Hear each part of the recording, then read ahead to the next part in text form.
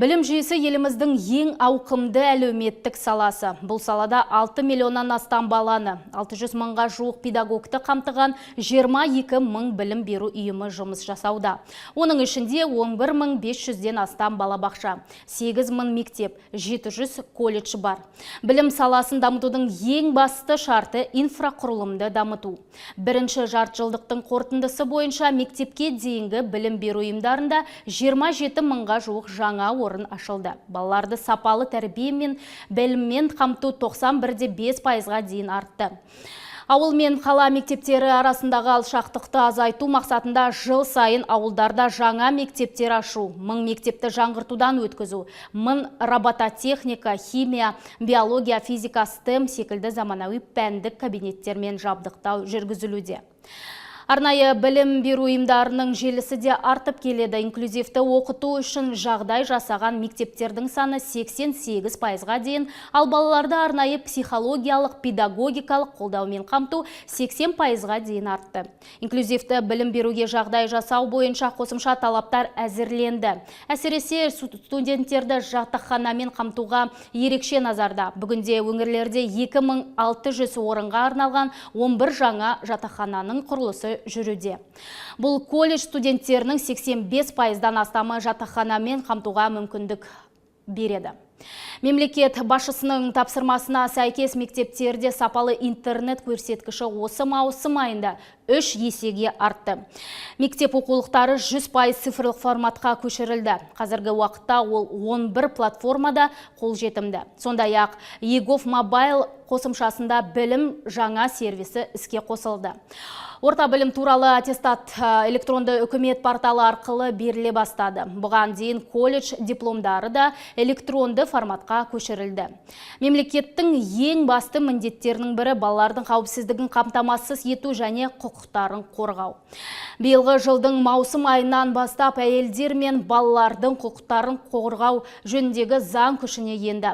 Заңға 70 түзету енгізілді. Ол балаларға қатысты зорлық-зомбылықтың алдын алуға және ол үшін жазаны күшейтуге бағытталған. Өңірлік бала құқықтары жөніндегі уәкілдердің мәртебесі бекітілді. Зорлық-зомбылыққа ұшыраған балаларға көмек көрсету үшін арнайы бағдарлама жасалды. 18 психология қолдау орталығы құрылды. Бала құқығы бұзылған жағдайда субъектіні ескертусіз тексеру енгізілді. Балалардың құқықтарын қорғау бойынша бақылау функциялары кеңейтілді. 111 байланыс орталығының функциялары заңды түрде бекітілді. Жетім балалар мен ата-анасының қарауынсыз қалған балалардың құқығын қорғау ерекше назарда. Оларды қолдау және өз бетінше өмір сүруге дайындау мақсатында тәлімгерлік институт енгізілді. Қамқоршылық органдары қызметкерлерінің штаты 46%-ға өсті. Қазіргі уақытта олардың еңбек ақыларын 50%-ға өсіру қарастырылуда. Сондай-ақ министрлік білім беру ұйымдарында өрт қауіпсіздігін, терроризмге қарсы қауіпсіздікті сақтау, дабыл түймесінің видео бақылаудың турникеттер мен лицензияланған күзеттің болуын қамтамасыз ету бойынша талаптарды күшейтті. Бірінші рет білім беру ұйымдары толығымен қауіпсіздік жүйелерімен қамтылды. Балалардың қатысуымен қауіпсіздік шараларын сақтау бойынша 53 мыңнан астам ақпараттық түсіндірме жүргізілді. Өткен жылдың қыркүйегінде министрлік біртұтас тәрбие бағдарламасын енгізді. Білім беру ұйымдарында ата-аналардың қатысуымен 684 мыңнан астам іс-шара өтті. 22 ірі әлеуметтік жоба, республикалық «Менің бауырым, дос болайық» жобалары, домбырашылар челленджі, ағаш отырғызу жүргізілді. Былтырдан бастап енгізілген білім берудегі өзгерістердің 1000 көшбасшысы жобасы аясында 109 қатысушы мектеп директоры болып тағайындалды. Сондай-ақ 30 мың педагог тегін біліктілігін арттыру курстарынан өтті. Су тасқыны кезінде 26 мыңнан астам білім саласын қызметкері зардап шеккен халыққа көмекке ұмтылып, табиғи апатқа қарсы тұрды. Министрлік білім алушылар мен педагогтерді қолдау жөнінде жедел шаралар қабылдады. 5 мыңнан астам бала сауықтыру орталықтарына жолдама алды.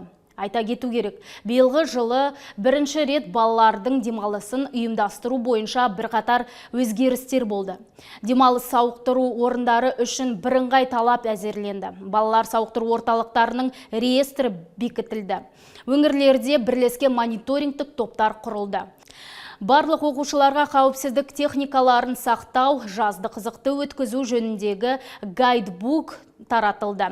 24 жылдың қорытындысы бойынша 2,5 миллионнан астам бала демалыспен қамтылады.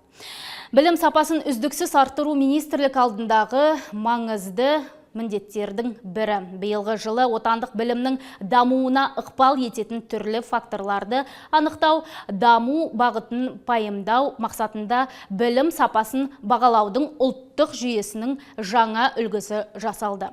Сондай-ақ біздің балаларымыз қол жеткізген жетістіктер де аз емес. Жыл басынан бастап Қазақстан құрамасының жеңіс қоржыңы 361 медальмен толықты.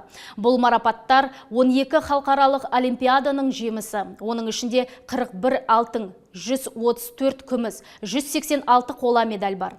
Сингапур, Қытай, ақш-та өткен робототехникадан халықаралық чемпионатта қазақстандық оқушылардың абсолютті жеңіске жетуін ерекше атап өтуге болады. Америкадағы бүкіл әлемдік ғылыми және инженерлік көрмеде, Өзбекстандағы математикадан халықаралық олимпиадада және Авиценна атындағы халықаралық биологиядан олимпиадада, Грузиядағы қыздар арасындағы математикадан халықаралық олимпиадада, Қытайдағы химиядан халықаралық Менделеев атындағы олимпиадасында қазақстандық балалар 100% көрсеткішке қол жеткізді. Қазақстандық оқушылар Балқандағы ең мықты жас математиктердің үздік үштігіне кірді. Оқушылардың мұндай жоғары жетістіктері биылғы жылдың шілде айында Қазақстанда тұңғыш рет биологиядан халықаралық олимпиаданың өтуіне себеп болды. Елордаға 81 елден 300-ден астам жас биолог жиналды. Біздің құрама қазақстандық білімнің халықаралық жоғары имиджін тағы бір мәрте дәлелдеп 100% нәтиже көрсетті.